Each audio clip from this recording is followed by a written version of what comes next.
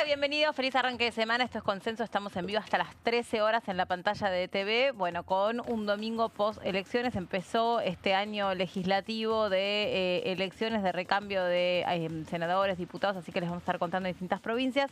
Y por supuesto, en la antesala de lo que va a ser el próximo domingo aquí en la ciudad de Buenos Aires, una elección que para muchos está cobrando una relevancia que nunca antes tuvo. Hay distintos análisis sobre eso, tal vez tiene que ver con los candidatos que se presentan y las encuestas que van cambiando minuto a minuto. Estos son los principales títulos para nosotros.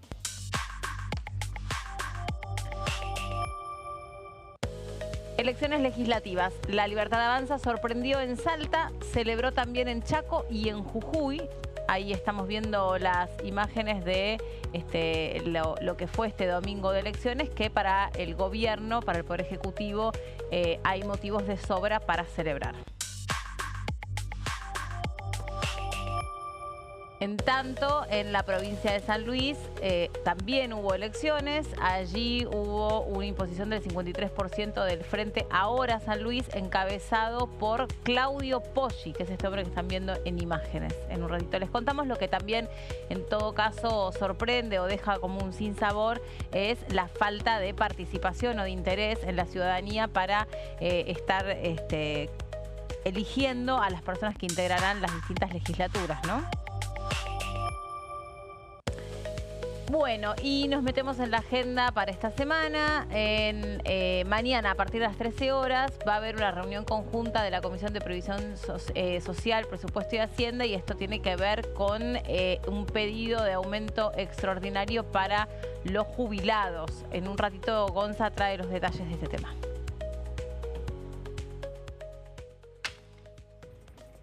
Bueno, acá estamos de vuelta. Debbie, ¿cómo estás? Bienvenida. Buen día, Feliz Meli, arranque ¿cómo de va? semana, ¿todo Feliz bien? arranque, ¿todo bien? Bueno, bien. Lo bueno es que no vienen lluvias esta semana, que Bueno. el otoño se está portando súper buena Puedo onda con poner el nosotros. lavarropas entonces. Sí, ponelo, Genial. aprovechá que Hoy llego y lo pongo. hay un solcito. Sí, Listo. sí, yo también le estoy dando y dando y dando, aprovechando, porque después, viste, te agarran 10 días de Tal lluvia cual. y no, se te claro. seca nada, La Gonza. humedad.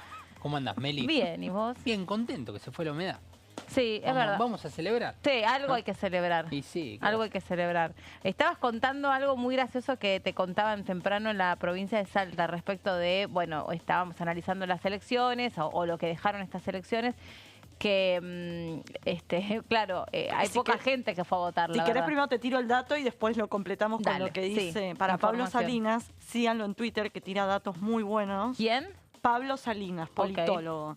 Mira, hace una comparativa entre las elecciones provinciales del 21 y del 25. Sí. ¿Cuánto cayó en Chaco? Un 14%. La participación. La estamos hablando. participación, exacta. Sí, perdón, lo di por obvio. Pasó de 66 al 52%. Muy bajo. En Jujuy pasó del 70 al 65%, o sea que cayó un 5%. En Salta también cayó un 5%, del 64 al 59%. Y en San Luis cayó del 77 al 65, o sea, 12 puntos porcentuales. Sí. El del Chaco es muy El de Chaco es llamativo. tremendo. Bueno, el dato... Y además que siempre terminan, de alguna manera u otra, siendo los mismos candidatos, ¿no? No hay un verdadero recambio político más allá de, bueno, la Libertad Avanza, que es un partido nuevo que se está imponiendo.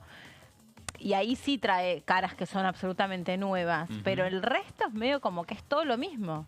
Sí, hoy hablando a la mañana en otro medio de comunicación donde me toca trabajar, hablábamos con el colega, lo voy a mencionar, Ramón Coco Reyes de Salta, no recuerdo realmente el medio en el cual él trabaja, pero comentaba una situación, ¿no? Respecto a este análisis que hacíamos fuera de aire de qué poca participación en general en todas las provincias, vaya el dato que acaba de dar Debo, respecto a cómo ha bajado en comparación con las legislativas del 2021 en estas 4 provincias que ayer tuvieron elecciones.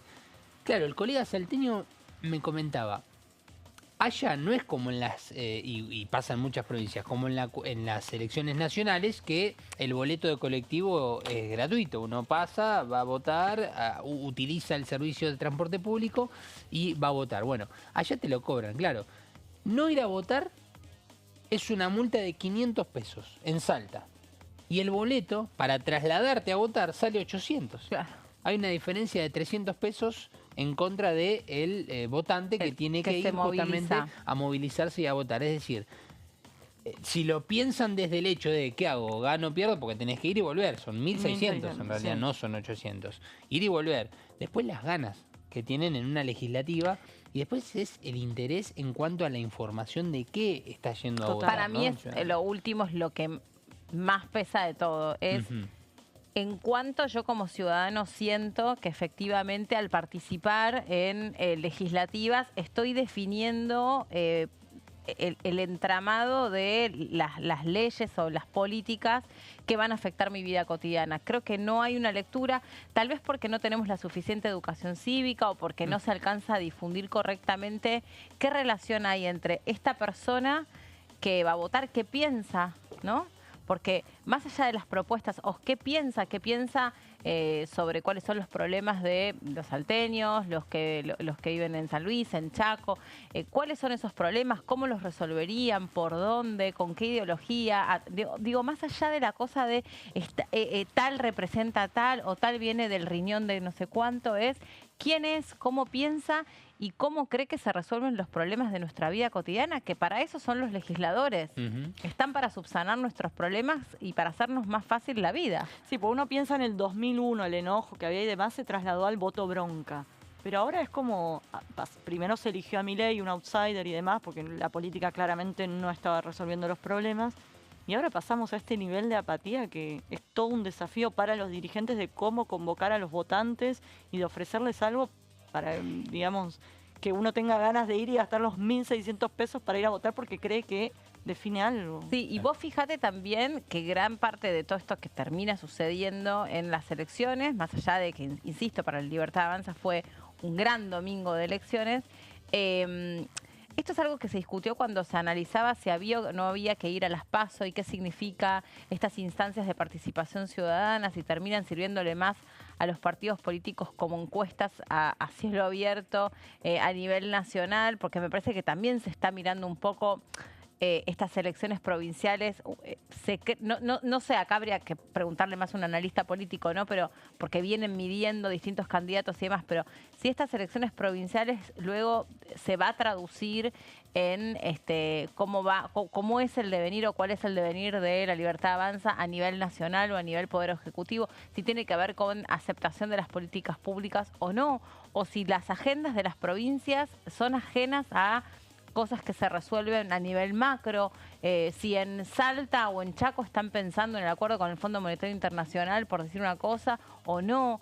Pero creo que hay un desinterés muy grande en general, y creo que no es algo que es propio de la Argentina, sino que es algo más a nivel crisis de las democracias, de las personas que entienden que hay como una especie de resignación. Bueno, si igual van a hacer más o menos siempre lo mismo, y ¿para qué voy a ir yo a dejar el asado del domingo o a dejar de limpiar la casa para ir a votar para alguien que no va a resolver y no va a cambiar nada? Y después también hay otra cuestión importante que es analizar si realmente el votante, el ciudadano, va a votar nombres o va a votar partidos o referencias. Porque en muchas... O proyectos. En muchos casos pasa que el voto positivo para la Libertad Avanza no pasa tanto por el nombre propio de cada uno de los candidatos en las provincias, sino por el apoyo en sí a Javier Milei, que es quien construye, junto con Karina Milei, su hermana, actual secretaria de Presidencia, y todo su equipo, un armado electoral. Pero da la impresión que, hablando con distintos colegas en las provincias, marcan esto de, bueno, qué referencia hay, qué conocimiento hay por parte del nombre propio de los candidatos que están en la lista, y si realmente el ciudadano va a votar a esa persona o si realmente en realidad va a votar el proyecto de Javier Milei en sí para que se pueda replicar lo nacional en cada una de las provincias. Claro, si es una aprobación o un rechazo al proyecto del presidente Javier Milei a nivel general. Sí.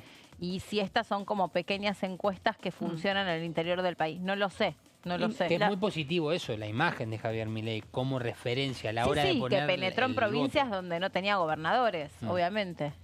Hasta ahí nomás, porque en San Luis la Libertad Avanza como tal no fue, se rompió en dos, fueron dos dirigentes y les fue mal, salieron terceros y cuartos con poco puntaje. De hecho, uno es diputado nacional, uno de los que encabezó esas listas, Así que San Luis, que a nivel nacional había tenido un muy buen desempeño Javier Milei, a nivel local no. Después en Salta se habló mucho de que Milei arrasó en Salta, y lo cierto es que se quedó con una sola banca del Senado. Es cierto, es en la capital, obviamente, pero el resto del Senado quedó en manos de Gustavo Sáenz. O sea, fue un triunfo para el oficialismo, más allá de que se hizo mucho eco en Salta capital y en la diputada, por ejemplo, Emilia Orozco, que fue la jefa de campaña de allá. Pero después, por ejemplo, vos agarrás el caso Chaco, y en el caso Chaco ellos se pegaron al oficialismo, a Leandro Esdero, que es el gobernador radical de allá, con un acuerdo, le dieron 2 lugares entrables, como se dice en la lista, pero el resto de las 8 bancas que reunió el oficialismo, apenas 2 van para la Libertad Avanza. Y por último, el caso de Jujuy, ahí se impuso claramente Sadir, el gobernador de la UCR. O sea, hubo un intento por parte del gobierno de mostrar que les había ido muy bien en las elecciones. Lo cierto es que no le fue tan bien en los hechos, porque, insisto, en el único lugar que le fue bien es en Chaco, 2 sillas, y en Salta, 1 lugar. En Salta decía, me remarcaba hoy este colega que hubo 3 municipios muy importantes, 3 puntos en donde ganó más que nada pensando en municipio, además de la capital. Pero aparte yo creo que el ganar o perder en este tipo de elecciones es en función de una trayectoria, ¿no? Es como una lectura como más en retrospectiva, es de dónde parten y a dónde llegan. Total. Entonces ahí yo creo que sí. Ellos no tienen estructura, no nada, empiezan de cero, toda ganancia para ellos. Para mí ahí es como, sería como injusto leerlo. No, pero lo que digo es que fueron... como lo mismo para el justicialismo. O sea, bueno, ¿qué pasó ahí? Y ahí hubo un retroceso. No, totalmente. ¿Y qué pasó con la izquierda? Y también hubo un retroceso muy considerable. Entonces, pero a la luz de... No, solamente... perdón. No, solamente esto. A la luz de esas otras 2 cosas que pasaron, también eso es ganancia, o uno podría entender que eso es porque la Libertad Avanza está precisamente ganando espacios que antes ocupaban otros proyectos políticos. Totalmente, pero por ahí no se condice lo que uno imagina a nivel nacional, que supuestamente Milei tiene muy buena imagen positiva, que resolvió el tema de la inflación y demás. Por ahí no se da tanto a nivel local, pero porque son agendas totalmente distintas. Lo que se plantea en una provincia, municipio, lo que son fuere, que distintas, sí. La inflación o lo que fuere. Pero si querés, la conclusión es que en las 4 provincias se impuso el oficialismo local, y en ninguno de ellos gobierna Javier Milei o la Libertad Avanza, quiero decir. Bueno, en un ratito seguimos con el tema de las elecciones provinciales, nos metemos en los proyectos de la Cámara de Diputados.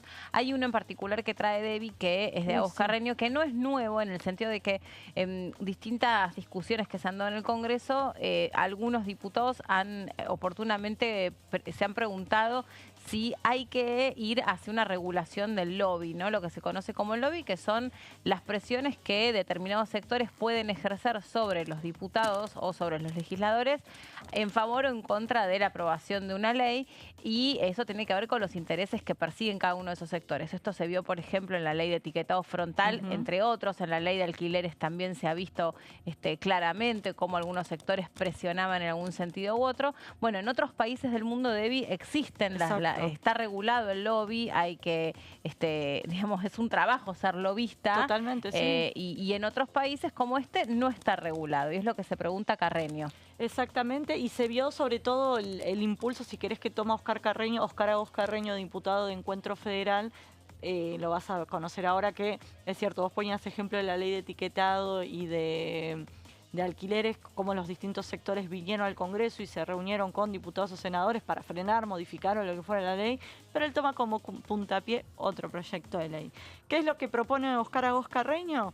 Establecer justamente un marco normativo que regule el lobby en los asuntos públicos. Básicamente esto que vos decís, que diferentes representantes de sectores afectados por un tema vengan y se reúnan con diputados o senadores para influir de alguna manera en el futuro de una ley, ¿no? ¿Qué es lo que plantea con esta iniciativa Agos Carreño? Ordenar y visibilizar una práctica que en la Argentina por lo menos opera en una zona gris, y busca saber con esta iniciativa quién tiene peso en las decisiones del Estado. ¿Cómo funcionaría esta iniciativa que plantea el diputado por Córdoba? que los gestores, es decir, estas personas que vienen y hacen lobby, que por ahí tiene una connotación negativa, ¿no? Que vienen a hacer lobby, si querés, a los despachos de diputados, senadores, lo que fuere, deberán inscribirse y declarar sus actividades, reuniones y vínculos con funcionarios públicos.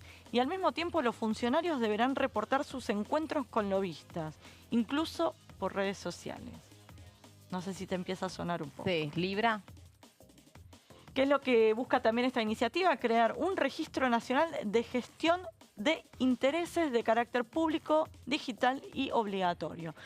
Estoy pensando otra ley Sí. que fue el debate que después no terminó en ley por el alcohol cero. También. Donde los sectores vitivinícolas habían presionado fuertemente para que no saliera y la contrapartida de eso era, bueno, las asociaciones civiles de víctimas de hechos de tránsito, Tal cual. asesinatos de tránsito, que venían y contaban en qué circunstancias sus seres queridos habían sido asesinados, atropellados o mutilados, y siempre había habido del otro lado alcohol al volante, ¿no? Y los sectores vitivinícolas venían y presentaban, qué sé yo, esquemas como diciendo, bueno, nunca en realidad alguien que termina protagonizando un hecho mortal toma más del 0,5 de alcohol. Entonces tiene que haber una tolerancia porque está el buen tomador Claro. y el que toma 1 o 2 copas y no excede los límites y entonces tampoco está fuera de sus parámetros normales para manejar. Del otro lado te decían, bueno, preferible que entre la duda sobre si está o no está dentro de lo permitido, preferible que directamente no se tome. Y ahí presionaron tan fuerte que la ley no salió. Sí, salió. No, las rutas nacionales. Ah, las rutas nacionales. Claro, las rutas exactamente. nacionales, pero tenés razón vos. Es más, yo me olvidé, porque a mí me parecía tan ridícula la discusión. La discusión, como, che, estamos hablando de vidas contra un sector industrial. O sea, Total. ¿qué tiene que ver? La protección de la vida tiene que ser el bien mayor a proteger. No me importa si vas a vender un par de litros menos de vino por eso. De hecho, y tampoco hubo creo que votos- sea así porque no se trataba, porque es más, lo estoy presentando mal, pero no se trataba de ley seca en el sentido de que no se vende alcohol. Es no alcohol al volante. O sea, tomen todo lo que quieran, pero no manejen. Sí, hubo un grupo de diputados que han votado en contra. Sí, de sobre la todo iniciativa, de sobre todo de Mendoza. Mendocinos Sí, sí. y alguna otra provincia Claro. vitivinícola Sí, sí, sí. también. Exacto. Y también se planteó mucho la hipocresía en torno a la ley que era, me acuerdo el senador Dionisio Escarpín de Santa Fe, que él decía, todo bien, pero yo había contado la cantidad de kilómetros que había hecho desde que era senador, que venía a la capital en auto y decía, nunca me paró un control de alcohol. O sea, que iba a terminar siendo más bien un eslogan de alcohol cero al volante. Que en los hechos haya controles y demás. O sea, fue un súper debate y en paralelo hay varios municipios o provincias que ya lo tienen implementado. Ya lo tenían implementado. Exactamente. No, pero pará, claro, porque es en rutas nacionales. Es de en vuelta, ruta, sí. el Congreso solo podía regular en Claro, rutas nacionales y no sé si invitaba a las provincias a adherir, ¿no? Claro, Pero sí, sí, sí, ese sí. es un recaso donde el sector se involucró y los veías acá en el Congreso caminando, reuniéndose. Y hubo denuncias incluso, no sé si vos te acordás de esto, que venían y decían, nos están presionando, o sea, es muy difícil llevar adelante esta discusión, digamos, y todo el tiempo están a la expectativa de lo que hacemos, ¿no? Sí, Como que no sí. es una discusión en libertad. No, totalmente, por eso de alguna manera lo que se intenta también es blanquear, quiero decir, porque por otro lado es cierto que los diputados por ahí antes de impulsar un proyecto de ley se reúnen con todos, con el sector que está en contra de la ley de alcohol cero y con el sector que está a favor de la ley cero y después cada uno decide cómo redactar la ley y si acompañarla o no, ¿no? Y acá te pongo el contexto de por qué Óscar Agos Carreño presenta esta iniciativa y es justamente lo del caso Libra. ¿Qué es lo que dice Óscar? Lo de Libra dejó al desnudo los peligros de no tener normas claras. Una sola publicación presidencial hecha tras esos encuentros con figuras del ecosistema fintech disparó el valor de una moneda sin respaldo. Benefició a algunos pocos y perjudicó a miles de pequeños ahorristas que confiaron en una supuesta legitimidad institucional. Básicamente, si existiese esta ley de cabildeo, de lobby, de regulación de lobby, podríamos saber con quién se reunió Javier Milei vinculado con el mundo fintech, con la criptomoneda esta Libra, con ese evento que hubo con todo el ecosistema fintech y ver de alguna manera por dónde vino el asunto. Como no existe tal cosa, no tenemos registros de con quién se reunió el presidente y a quién habilitó a que ingresara a sus oficinas la hermana del presidente, Karina Milei, que es quien justamente le maneja la agenda, ¿no? Así que bueno, esta es una de las iniciativas que es un tema que se planteó. Me acuerdo en su momento Karina Banfi de la UCR también lo planteó. Más allá de la interpelación, de los proyectos y demás, hay que avanzar por el lado de una ley que regule el lobby. Hay que ver si el caso Libra empuja un poco esta iniciativa, ¿no? Sí, ¿tenés una opinión personal sobre si esto debe regularse o no? Sí, para mí sí. ¿Por qué no saber con quién se reúnen los diputados? O sea, de hecho, cuando vos te reunís acá en diputados o en el Senado, es una casa pública. Nosotros podemos ver quiénes están. Así como vos vas a Casa Rosada y ves con quién se reúne. De hecho, vos pedís los registros de Olivos y lo que fuera y sabés con quién se reúne. Digo, sería eso, pero vinculado en este caso a ciertos temas, con cierto tipo de personas y demás. Me parece que si sos una persona pública y te reunís en un lugar público, deberíamos saberlo todos. Sí, pasa que no es tan habitual que lo que se llama el lobista o el que representa un sector se reúna acá, en el Congreso. Pero de vuelta, insisto con esto, cuando... Pero no es un delito, o sea... No, por eso, no por ahí está tiene una regulado. connotación negativa. Y los diputados a veces invitan acá a la mesa de enlace y se reúnen acá, Sí. puertas cerradas, puertas abiertas, digo... Sí, estaba pensando justamente eso, digamos, no si hay es algo oscuro no nos vamos a enterar. No hay porque mayor diferencia entre lo que es una reunión informativa donde vos convocás a los distintos sectores para que esa ley tenga, digamos, la mayor discusión posible para que sea, en todo caso, una ley que represente realmente lo que pasa con una determinada situación. Ejemplo, ley de alquileres, que fue una de las leyes con mayor participación de los más diversos sectores, hasta vinieron académicos a hablar sobre el tema de la vivienda, etcétera. Preferible eso, ¿no? Que se sepa abiertamente que esto esté regulado y que se sepa que existen estos intereses, porque es lógico y es natural. Y también que existen esas reuniones que pueden ser hasta desde el punto de vista informativo. Miren, esta ley a nosotros nos perjudicaría por esto, esto y esto, y les traemos las estadísticas y les acercamos, porque los diputados no tienen especialistas en todos los sectores de los que terminan ellos teniendo que tener una opinión, ¿no? Entonces está bueno que tengan esa proximidad con los especialistas. Entiendo que, más allá de que sean cosas diferentes, si existe el término y se dice a viva voz, sin ningún problema, y la sociedad ya lo sabe, si existe la rosca política entre los políticos, que cada uno podrá tener su opinión respecto a la rosca, si está bien, si está mal, si está fuera de lugar, si es correcta, cada uno tendrá su opinión. En teoría esto también tendría que estar blanqueado, por así decirlo. Porque en los hechos, en muchos, o sea, obviamente un empresario no va a hablar lo mismo en privado con un diputado que lo que habla en una reunión informativa, pero muchas veces los diputados me dicen, che, me reuní con tal y me explicaron como que se reúnen. Entonces, digo, si hay algo ilegal, esta ley no lo va a resolver, obviamente. Si hay un pago para que... Exacto. Sí, totalmente. Si hay un soborno, bueno, eso ya pero, obviamente... insisto, te permitiría, por ejemplo... Es el lobby, ¿no? El soborno es un exactamente, delito. por eso. Por ahí se mezcla lo que es lobby, que es algo que se supone que es natural, digo, que pasa todo el tiempo. Sí, totalmente. Y otra cosa es esto, el soborno, el chantaje, lo que fuera. Pero insisto con esto, que por ahí, si estuviese regulado, sabríamos con quién se reunió Milei, con qué intereses fueron los empresarios y demás, y tener un poco más claro de por qué hizo ese tuit difundiendo una moneda, una criptomoneda que él dice que era para financiar empresas pyme, y creo que es la primera y única vez que escuché al presidente hablar de su preocupación por el financiamiento de las pymes. Entonces, entender un poco por qué lo llevó a eso.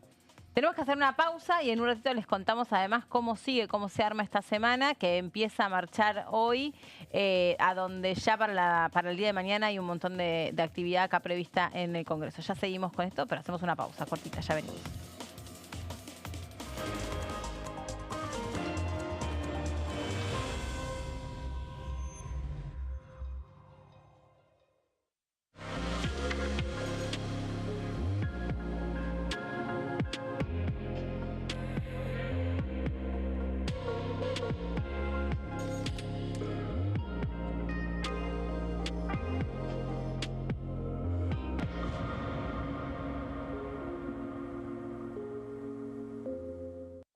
Elecciones legislativas 2025.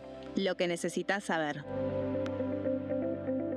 El 26 de octubre, cada provincia elegirá a sus representantes en la Cámara de Diputados de la Nación. ¿Sabés qué bloques renuevan bancas? Este año se renuevan 127 bancas, la mitad de los diputados.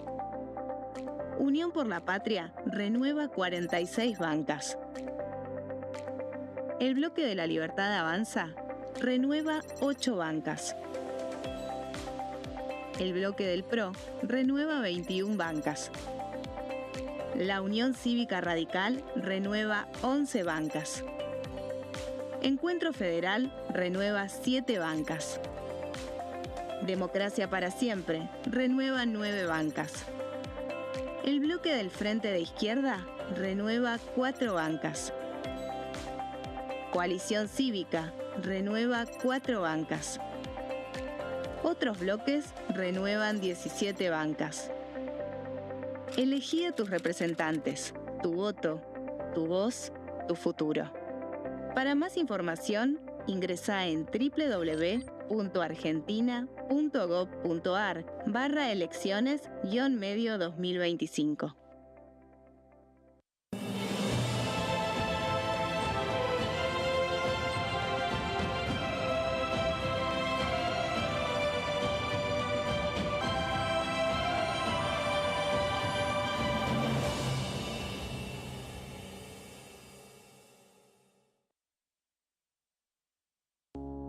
Las sesiones son el espacio donde los diputados debaten proyectos de ley para su aprobación, modificación o desaprobación. En una misma sesión se pueden tratar varios proyectos de ley. Desde el 1 de marzo, cuando el presidente las inaugura, se desarrolla el periodo de sesiones ordinarias. Entre el 1 de diciembre y el 28 de febrero se extiende el periodo de sesiones extraordinarias que solo pueden ser realizadas a pedido del presidente de la Nación.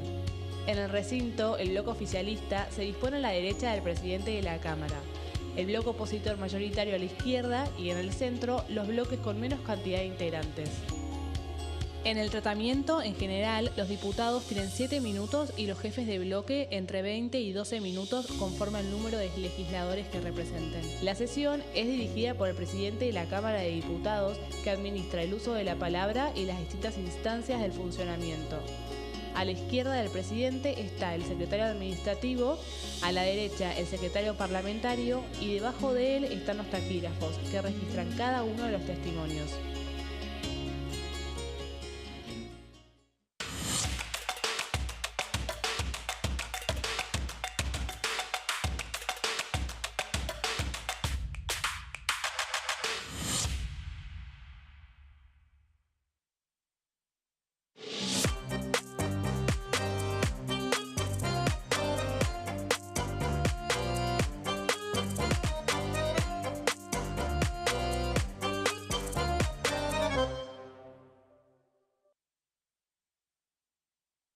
¿Qué diferencia hay entre la Cámara de Diputados y la Cámara de Senadores? La Cámara de Diputados representa al pueblo de la nación argentina.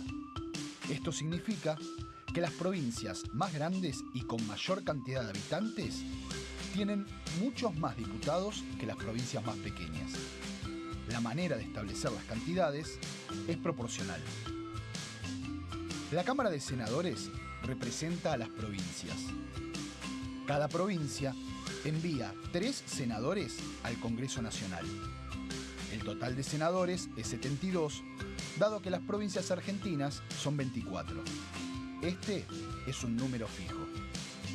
Por ejemplo, la provincia de Buenos Aires cuenta con 70 diputados nacionales y la provincia de Tierra del Fuego con 5.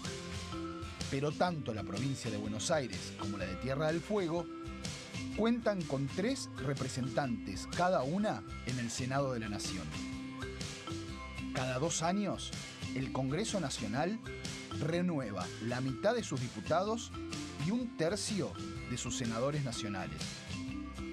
El mandato de los senadores es de 6 años, mientras que el de los diputados es más breve, dura solamente 4 años.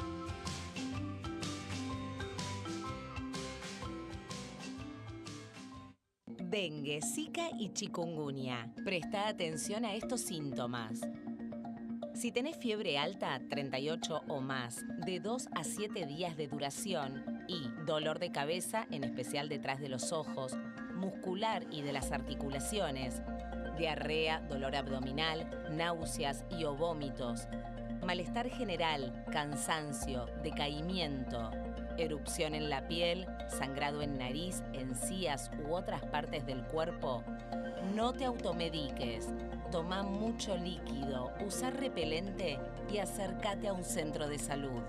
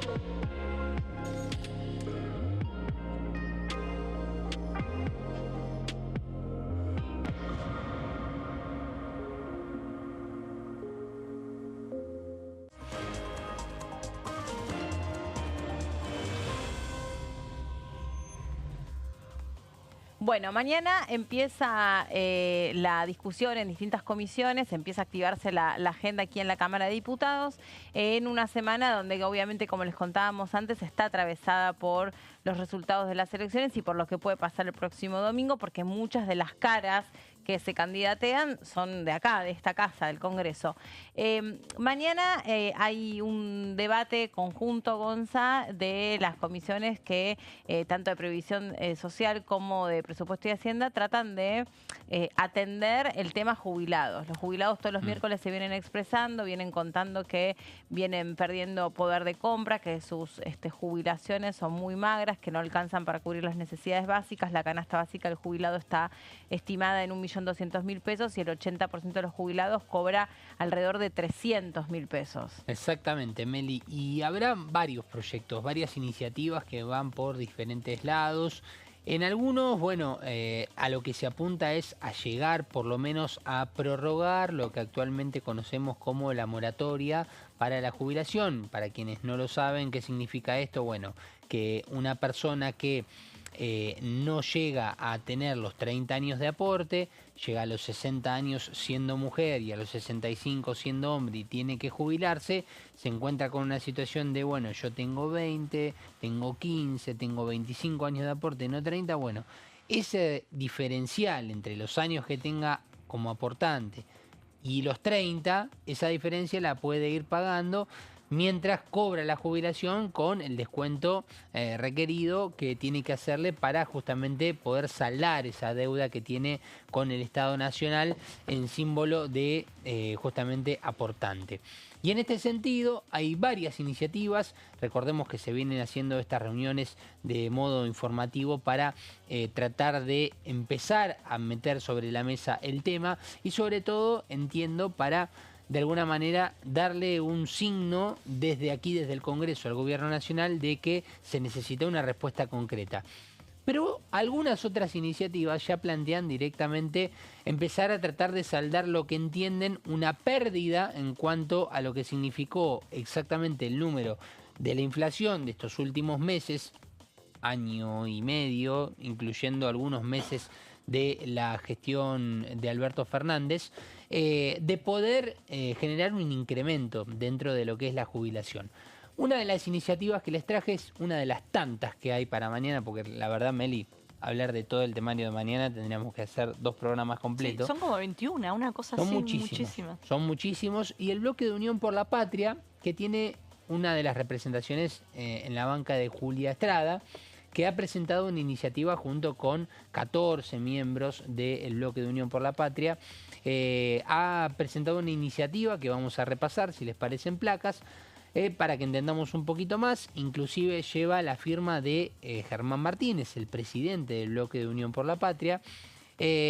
A propósito de esto, digo, aquí aclaramos, son 14 diputados del bloque, incluido Germán Martínez más Julia Estrada, y hay alguna iniciativa que ha generado una diputada radical, ahora no recuerdo exactamente quién, para tratar de quitar del medio este límite. Recordemos que no pueden tener más de 15 rúbricas los proyectos, para que se entienda, Meli.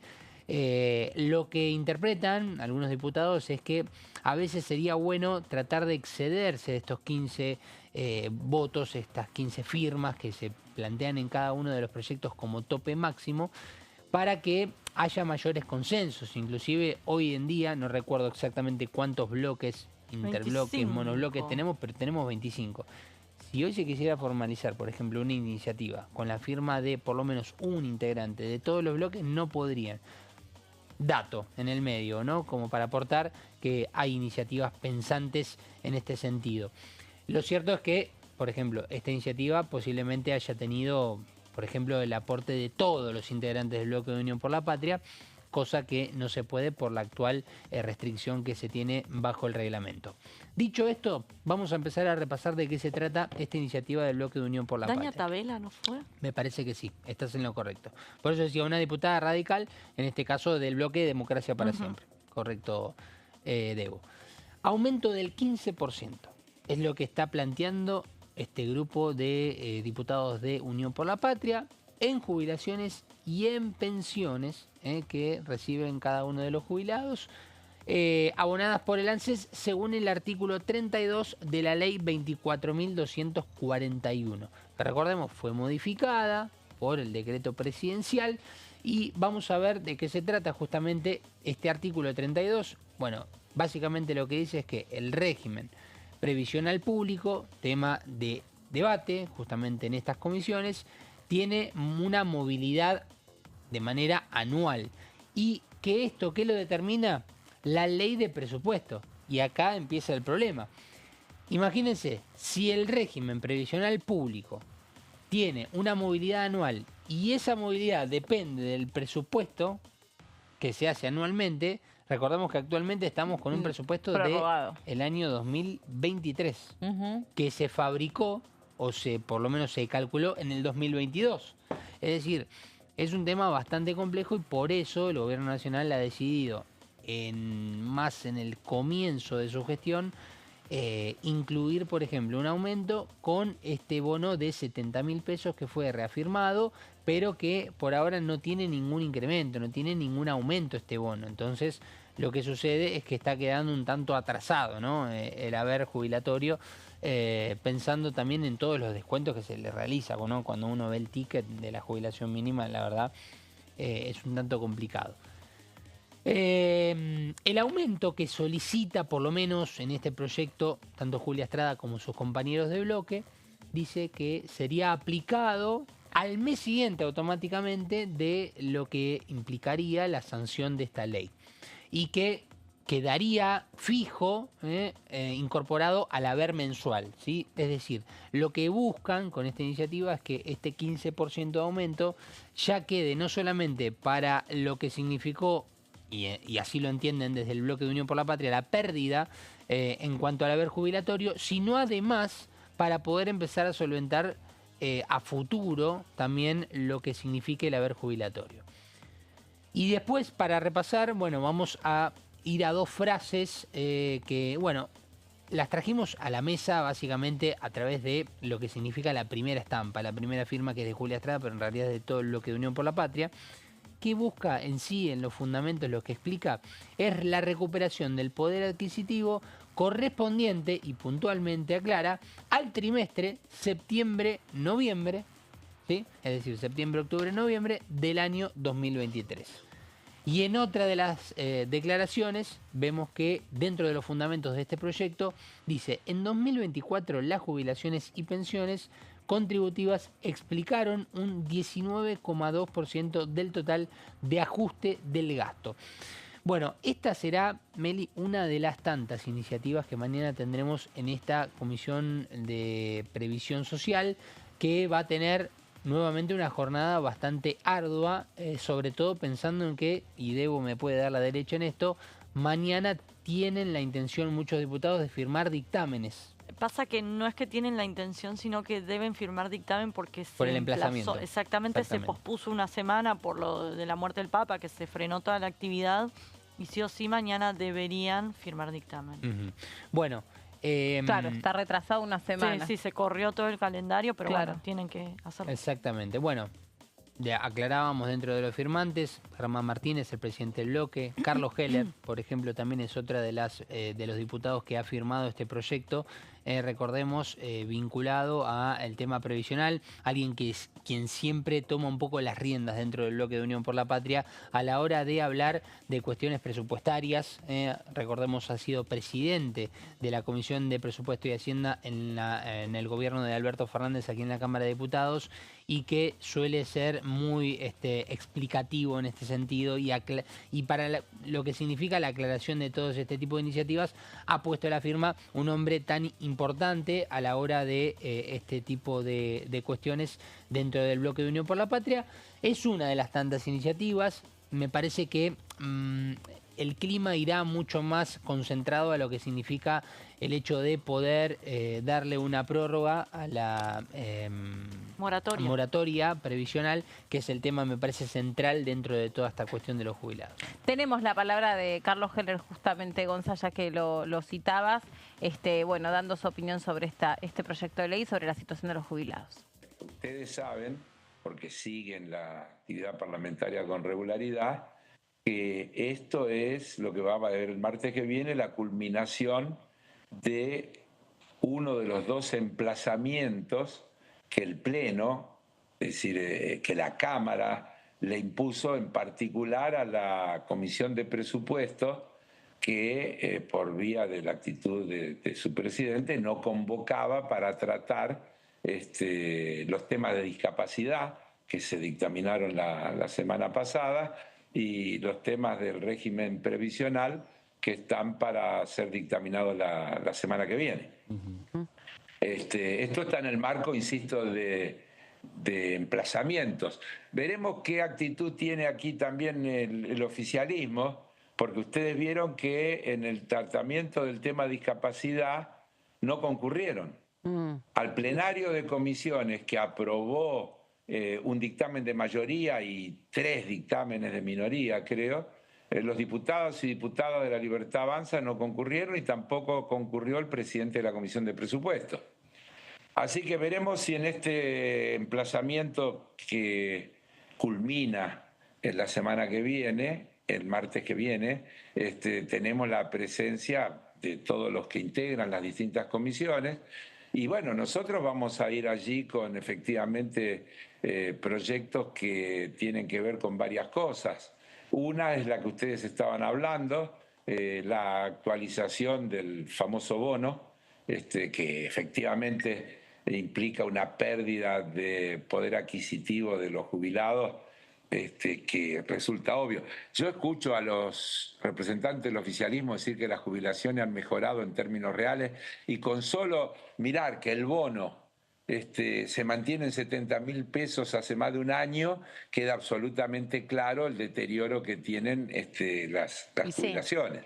Sí. No admite ninguna discusión. También vamos por el tema de la moratoria, que es otro de los problemas graves, en las que el oficialismo y los que lo acompañan se empeñan en querer poner en culpables a las víctimas. Es decir, no reconociendo que las personas que no tienen los aportes no es porque no han querido aportar, es porque han tenido trabajos irregulares, informales, patrones que no han cumplido con las leyes, etcétera, etcétera, y por eso se encuentran con esas situaciones. Y también recordarle a los que nos ven y nos escuchan que la moratoria no es un regalo, sino un plan de pagos en el cual esas personas que no tienen todos los aportes a través del tiempo van completando esos aportes que se deducen de alguna manera del propio haber jubilatorio al que se hacen acreedores por la moratoria.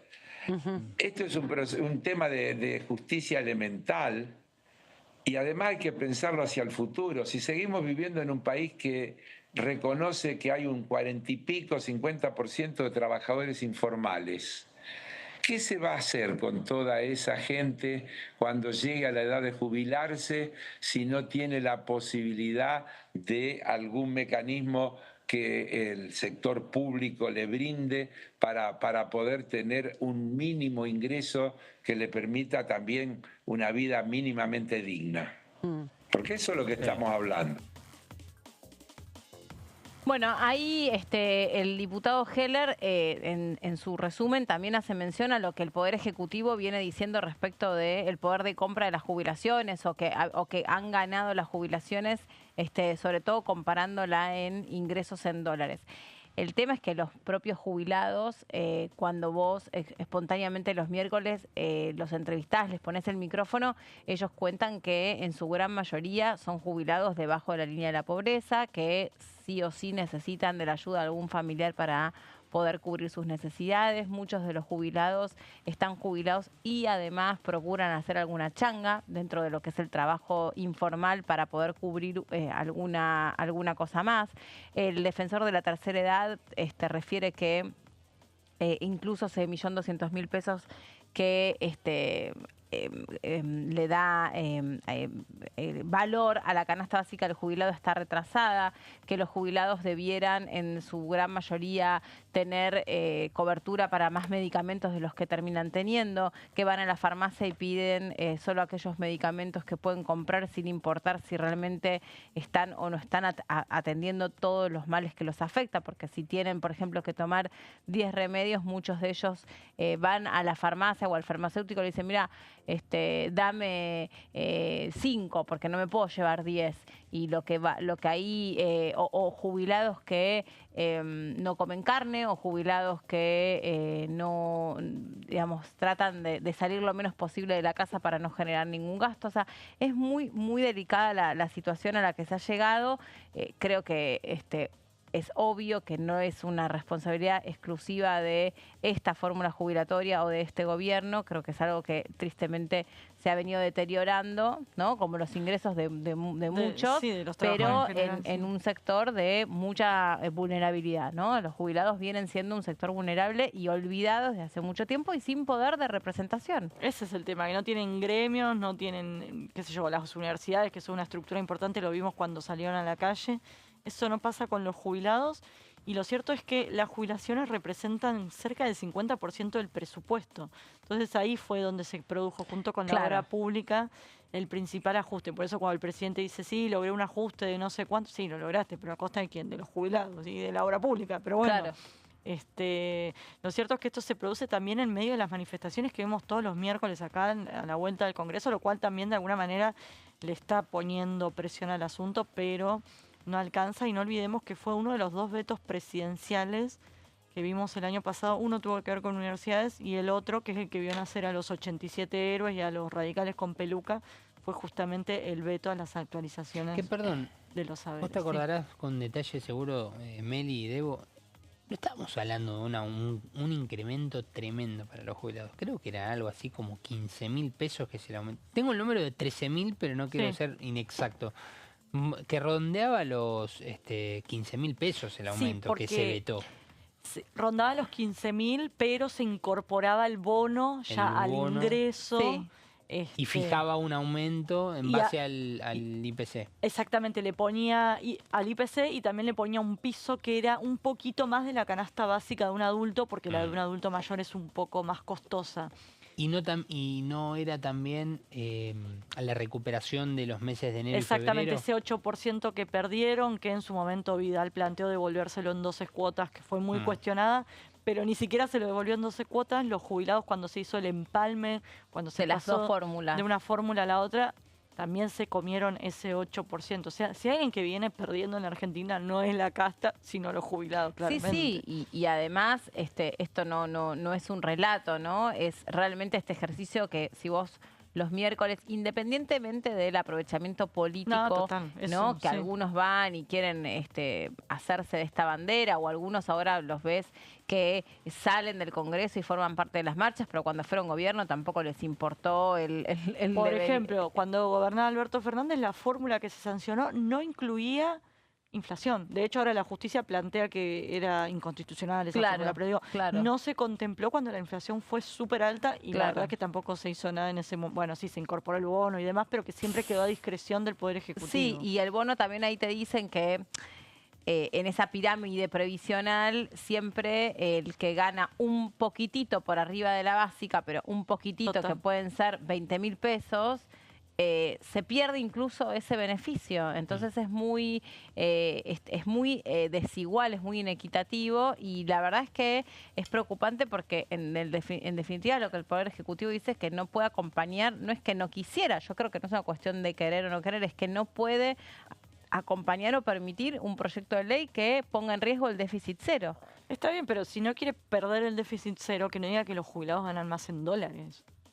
O sea, preguntar a cualquier jubilado si está mejor que cuando No, gobernaba. es lo que te digo. No sé. Eso para mí, más allá de todo relato o interpretación, es tan sencillo como un miércoles salir espontáneamente con un micrófono y preguntarle a la gente hace cuánto que no come carne, qué tiene en la heladera, quién lo ayuda. En general está un poquito mejor el que tiene casa propia, porque muchos jubilados por suerte tienen su casita, entonces eso ahí están un poquito mejor. Pero un poquito mejor es, no sé, no tener que ir a un comedor a pedir comida, no un poquito, porque hoy incluso el jubilado que gana la máxima, que es 1.800.000 pesos, tampoco es dinero.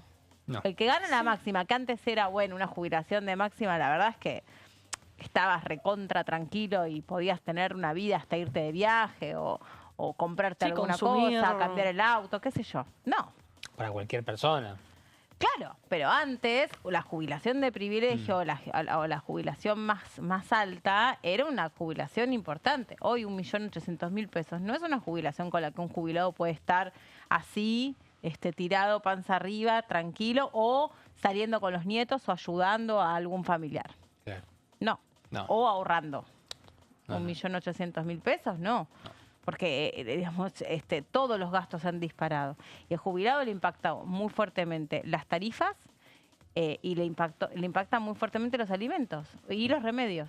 Sí, sí. Y cuando el gobierno dice no hay plata o equilibrio fiscal, lo cierto es que sí hay plata. Vos podés, por ejemplo, quitarle beneficios a las empresas en Tierra del Fuego. Por ponerte un ejemplo, tenemos blanqueo, tenemos un montón de exenciones impositivas que se dan a ciertos sectores de la economía y a los jubilados se les sigue ajustando. O sea, es las prioridades que tiene el gobierno, a quién le ajusta. Y en este caso, el ajuste claramente cayó en las jubilaciones y en la obra pública.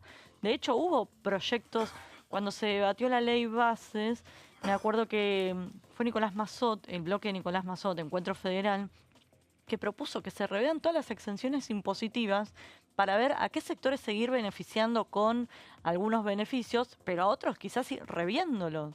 Exacto. Eso no se tocó, nunca se tocó. De hecho, seguimos con el impuesto al tabaco que nunca avanzó. O sea, hay plata si querés. El tema es a quién o por dónde ajustás y a quién le cobrás más o menos y a quién lo beneficiás con un blanqueo, por ejemplo. Bueno, chicos, nos vamos. Mañana entonces la reunión es a las 13, ¿no? A las Este plenario. 13, Meli, Perfecto. exactamente, sí, Bueno, sí. entonces vamos a recibir la previa de ese plenario, que es uno de los platos fuertes de mañana, y después les seguimos contando todo lo que se viene. Gracias por estar ahí del otro lado. Gracias, Debo. Gracias a vos.